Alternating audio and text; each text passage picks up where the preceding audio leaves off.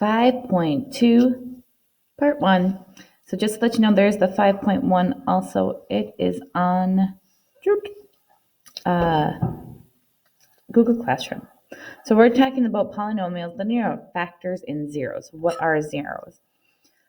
First, I have to factor this. So first thing I want to do is look at what do these all have in common that I could take out. Looking at all three of these, I can take out an x, leaving me with x squared minus 2x minus 15 because that's a factor they all have in common. I want to continue to factor. So I'm looking at this and thinking in my head, what are two numbers that would multiply to get negative 15 and add to get negative 2? If you're not sure about the factors of negative 15, you should write them out.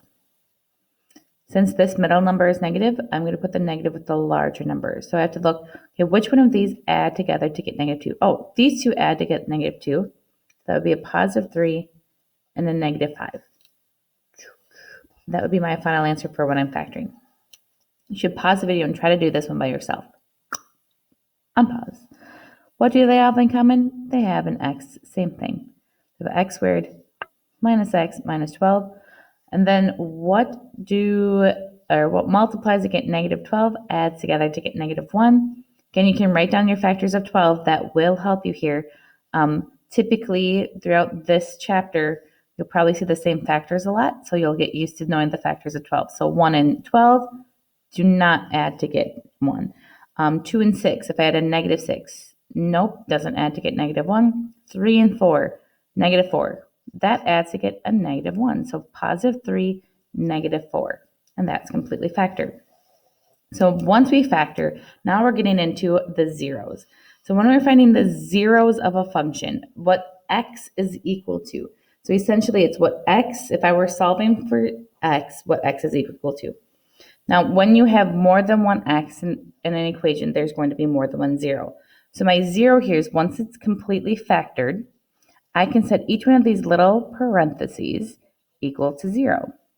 And I could solve. So these are going to be my zeros of the function. Those would be my answers. Here I'm going to have x equals negative 2 because I would subtract the 2, opposite of adding. Here I'm going to add over the 1. Here I'm going to add over the 3. Now here are my zeros of my function. What that looks like on the graph now is it's going to cross the x-axis because that's what x is equal to. Y is 0, x is those three numbers. So I'm going to go where x is negative 2, plot that point. I'm going to go where x is 1. I'm going to go where x is 3. Now, when you're drawing this graph, the loops I don't care about. One thing I'm looking at this is there's 3 different x's, and I'll get into multiplicities in a little bit, but there's 3 different x's. That means this has a degree of 3. That means it's odd. If it's odd, I should know my end behavior. My end behavior, remember odd is opposite, is down, up.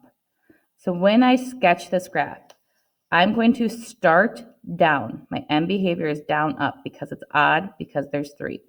Start down and you have to go through each point. Go through the point, go through the point, go through the point. I'll get into some other problems where it might be a little bit different, but for right now, odd, up or down, up, go through each point, and that's the sketch of the graph. First, you should pause to see if you can get the zeros by yourself. Did you get that x is equal to 0? X minus 3 equals to 0. X plus 5 is equal to 0. So when I saw this, that's already have x by itself. Add my 3 over. Subtract my 5. Those are my 3 zeros. Same thing here. My degree would be 3. There's 3 different zeros here. My end behavior is still going to be down, up. So when I plot these points, here's where x is 0. Here's where x is 0. The x-intercepts, x is 3, and negative 5. 1, 2, 3, 4, 5. My end behavior is down, up. So I start down, I go through each point. Again, these turning points I don't really care as much about. I care about your x-axis. So I could do this. I don't care about the turning points. I care about what is happening at the x-axis. Are you going through the points like you should be? What else do we have here, Mrs. Frickman? Oh, let me tell you. What if I give you the zeros and you have to come up with the equation? So kind of like here, I could have solved this and then I was given this equation. So right now, I'm giving you these 3 zeros and you have to come back up to what was the original equation like. So I'm looking at this. First, I want to write my equations out for these. So if I had x is equal to -1, if I want to solve that equal to 0, I would add the 1 over of x plus 1. So that's going to be one of my equations. If x is equal to 2, I would subtract that 2 over, I would get x minus 2. If x is equal to 3, I would subtract that 3 over, I get x minus 3. Now what I have to do is FOIL. I have to FOIL all of these out. So first I'm just going to do these two. When I FOIL with two binomials, remember from 5.1, two binomials, I go first, x times x, outside, -2x, inside, plus 1x, last, -2. So this becomes x squared. I can combine these two. So that's a -x. And I still have this 0 right here. Now I have a trinomial, 3 terms, times a binomial, 2 terms. I personally always like to do the box method here. You don't have to do the box method. You could still FOIL. I just feel like this keeps it more organized when I do it like so. Okay, so what the box method is, you multiply the two numbers to get in the box. So x times x squared gives me x cubed. Multiply in the box, -3x squared. X times -x squared. -3 times -x would give me a 3x. X times -2, -2x. -2 times -3 would give me 6. One of the things I like about the box method is because these are like terms. Okay, so now all the terms, I could write them all out if I wanted to. Sure, actually, I'll do that. So this is what I have now. You do not have to do this step each time, but I just want you to be able to see that you're adding the terms. Once you get the terms, you're adding them all together. So here are my like terms, and here are my like terms. So I have x cubed, -3x minus 1x gives me -4x squared. You should be writing this in standard form, so your highest degree down to your lowest. 3x minus 2x would give me 1x, and then plus 6. Oh my gosh, look at this next one. I'm going to have 4 zeros. That's a lot. So first I have to look at how do I write the equation. So if I have x equals -2, I would add the 2 over, I would get x plus 2 for that first one. That's the same thing. I have 2 of them there. At x is equal to 2, I would have subtract 2, so that would give me a -2. So again, same thing I'm doing up here. I'm just not writing out that very first step. X minus 3. So what I'm going to do, I'm going to multiply these two together, and then multiply these two together. So I first FOIL. First, outside, inside, last, combine like terms, plus 4x plus 4.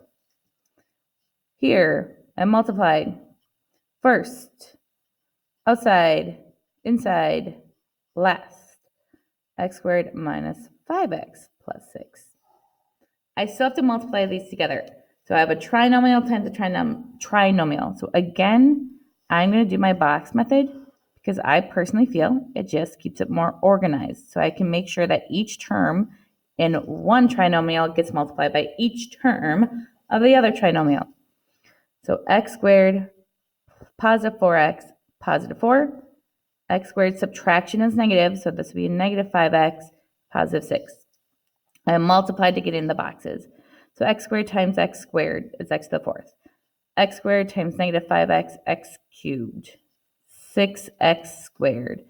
4x times x squared, 4x cubed. -20x squared. 24x. 4x squared, -20x. And 24. Nice thing about this, again, the box method, I'm not going to write it out again. You can if you want to, but the diagonals typically, not always, but typically are like terms. So what do I have here? I have x to the 4th. There's nothing that combines like that. Both of these are x cubed, so I can combine them. -5 plus 4 would give me a negative 1x cubed. Now I can combine all of these x squareds. They all are like terms. 6x squared minus 20 would give me a negative 14. Negative 14 plus 4 would give me a negative 10x squared. Now I can combine my x's. 24x plus negative 20x would give me a positive 4x. And then I have 24. You should pause the video and try to do the next one by yourself. Here I have 2 zeros, and I just have to FOIL. So my answer should have been x squared minus 9. If you didn't already try to do D, you should try to do it by yourself right now. Pause and do it by yourself. My 3 zeros here at x minus 3, x minus 3, x plus 3. So I FOILed these out first, and then I did the box method. So x cubed minus 3x squared minus 9x plus 12. So the last part of part 1 is state the multiplicities of each zero. So multiplicity is how often a zero occurs. So when I'm looking back up here for A, saying A first, my zeros are at negative 1, 2, and 3. So I'm going to put right down here, x equals negative 1, x equals 2, x equals 3. Each one of these showed up one time.